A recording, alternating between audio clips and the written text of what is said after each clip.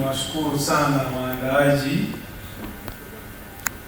kwa maana ya CRDB Insurance kwa kutualika sisi wasimamizi wa sekta TIRA. Mtakubaliana nasi kwamba tulishawapa kibali cha kuuza bidhaa hii na wapo tayari sokoni. Kwa hiyo isingekuwa lazima sisi kualikwa katika tukio hili. Kwa hiyo tunawashukuru sana kwa kutambua kwamba tunaweza kuwa sehemu ya tukio hili muhimu ya kuzindua bidhaa ya Smart Mifugo, bima ya kidijitali ya mifugo. Mheshimiwa mgeni rasmi, kwa niaba ya TIRA naomba sasa nitoe salamu za mamlaka. TIRA pamoja na mambo mengine au pamoja na majukumu mengine ya kusimamia sekta ya bima, tuna kazi ya kuendeleza sekta ya bima. Tuna wajibu wa kuhakikisha kwamba sekta inapanuka,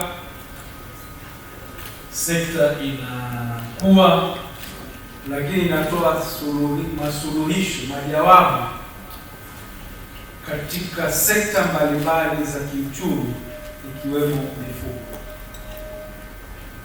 Hivyo tukio hili kwetu ni muhimu kwa sababu linaendeleza sekta ya bima nchini, hususan katika kupanua wigo wa huduma za bima kwenda kwenye sekta ya mifugo, ambao sisi kwa pamoja tunaamini ni muhimili mkubwa sana kwenye uchumi wetu.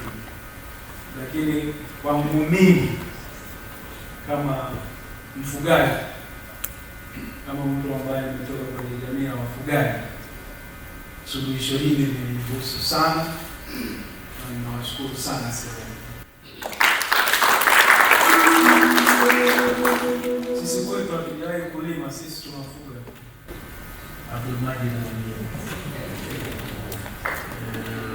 kupitia uzinduzi wa bidhaa hii ya Smart Mifugo iliyopata idhini ya mamlaka tarehe 24 Julai 2025, tunaona wazi jinsi teknolojia ya kisasa inavyoweza kubadilisha namna ya kutathmini na kusimamia vihatarishi risks katika sekta ya mifugo, hivyo kutimiza malengo ya Dira ya Maendeleo ya Taifa 2050. Ndugu washiriki, hii ni sehemu tu ya mwendelezo wa hatua stahiki zilizochukuliwa na serikali ya Jamhuri ya Muungano wa Tanzania chini ya uongozi wako Katibu Mkuu pamoja na uongozi wa mamlaka zingine. Niwakumbushe tu, serikali inaendelea kuweka mazingira rafiki ya kikodi. Mtakumbuka mwaka 2023 kuliondolewa kodi ya VAT.